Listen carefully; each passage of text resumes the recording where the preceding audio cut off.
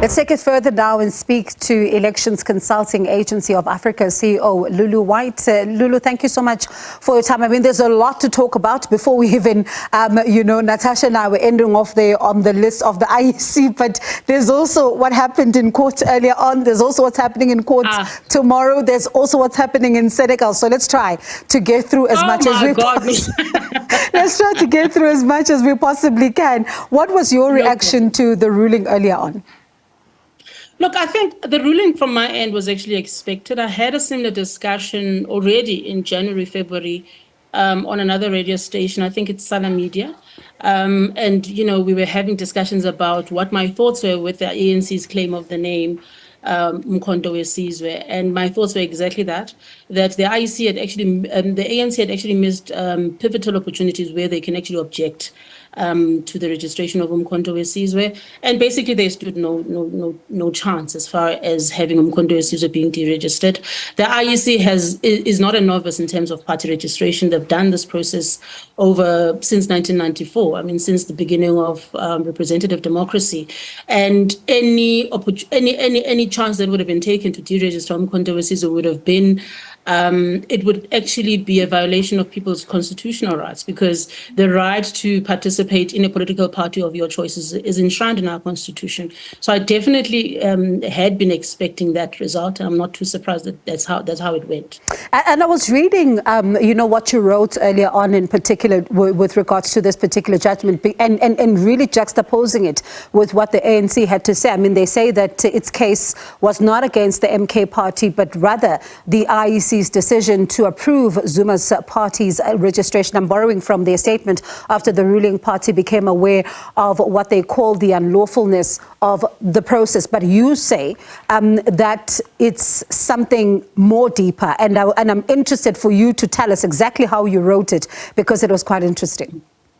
Look, I think, okay, before I get into the actual article, I just want to say that, look, the Economic Freedom Fund, Economic Freedom Fighters, it used to be the call of the ANC, right? The ANC Youth League, Economic Freedom in Our Lifetime. Then we had Congress of the People, which was a Congress of the ANC in Klipspruit. So both these political parties, they took something from the name of the image of the ANC, so to put, and then they put it and they became political parties that were successful political parties. So what would have been different with regards to uMkhonto Sizwe? Now, my argument in the article that I wrote is that it appears as though the ANC is attempting to use the legal system of the country to juxtapose its position, to enforce its position, so that to limit the participation of uMkhonto Sizwe. And I think this becomes interesting because, my view has always been, why is it that the ANC is wasting so much time and resources on uMkhonto Sizwe as a political party, as opposed to working on their election campaign? And I've always asked this question, that there seems to be a lot more time and resources that are being spent on fighting uMkhonto Sizwe and on using the legal system, particularly on fighting uMkhonto Sizwe, as opposed to actually going out there and pleading your case to the people. Because at the end of the day, the ANC has to convince us as voters why we need to continue to vote for it in these upcoming elections. So instead of taking time and actually doing that, doing an introspection and going through the people and saying, this is our manifesto, this is how we are defending our manifesto, this is what we have gone through, this is what we've achieved, and this is what we still need to achieve, they're taking all of that time and all of those resources in fighting one political party through the legal system. How is that beneficial to them and to its voters particularly? So that's what the article is basically talking about. So what does it then tell us, about the dynamics that are currently at play in the political arena? Look, the dynamics that are currently at play, there's a desperation. I think we can comfortably say as voters that there seems to be a desperate. I think also there's a political parties are finally alive to the reality that the people of South Africa are looking for change, right?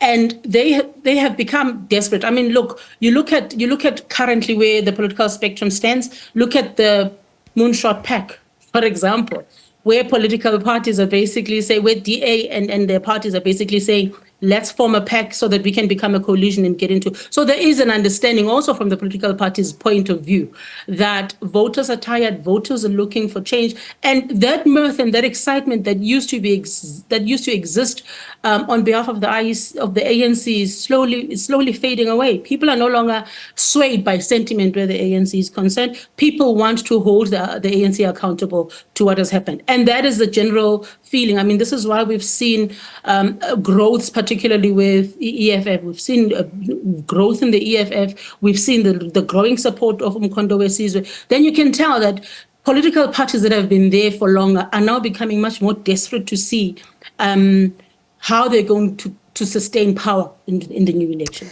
And moving on to, another elections-related matter, the IEC is saying that, when it comes to the list, there's until tomorrow to deal with some of the objections, and this particular process also being watched by many when it comes to the finalization of it, and how then will the final list process look like?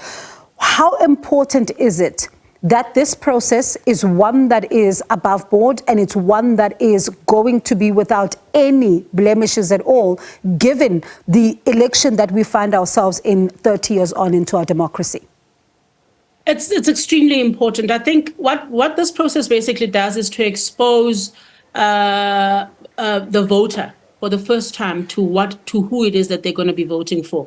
As you understand, our electoral system, with particularly at National Assembly, people are still going to be voting for political parties, right? So what's going to be happening with the exercise that the IEC has opened today is that those lists are finally going to be opened for everyone in the country to be able to inspect them. You can see them at any IEC local offices. I think they're also loaded on their website as well.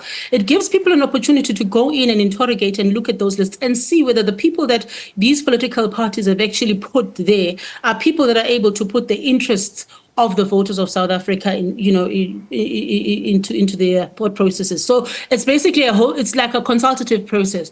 But it also gives, because you must understand, the IEC does not necessarily interrogate the names of the people that are brought forth. So what would then happen is that these people are known better by their communities than the IEC. Right now, if you know for a fact that this particular person is an insolvent person and should not be on a list, on a party list, then you are able to go to the IEC and object to that person, and then the party must provide proof that that person is no longer there. If you've looked at the statement, it also says that if a person has a criminal record, they were persecuted for more than 12 months, those people will not be able to then participate in these elections as well. So there's a whole criterion, but it gives people an opportunity to be able to go through those lists and to see whether those people that are in those party lists are people that are legible enough to actually represent the people of South Africa in Parliament. And if not, they're given an opportunity to raise an objection. The IEC investigates their objections, and then after their findings, they make a decision whether the objection is legitimate or not. And finally, then, let's talk about the presidential election in Senegal. I mean, given the results that some see as a victory for change as well as young people, what does Faye's journey, for example, say about the shift in leadership?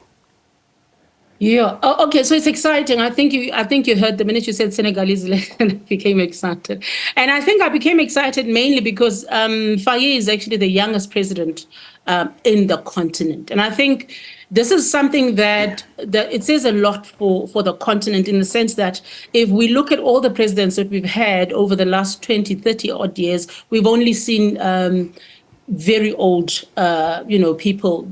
And now the question is this an indication that the old guard is finally willing to hand over power to young people? Because young people in the continent have been complaining that politics seem to be a game of old men, and women don't have space in politics as well. So Faye's win is basically a win for young people all over the continent. But here's also another thing. I mean, if in the beginning of the year you've been watching the Mali and is it Mali, Burkina Faso, and those coups, it's young people also. Those leaders that have actually taken over those countries are also young leaders. So this basically cements the same question that I'm asking. Is this an indication that finally the old guard is ready to let go of power and give space for young people to actually lead the continent. I think we did well to try and cover as much as we possibly can in the time we had. Thank you so much for your time, Lulu. Thank you very much, Monique. It was lovely chatting to you. Thank you. That was Elections Consulting Agency of Africa CEO, Lulu White.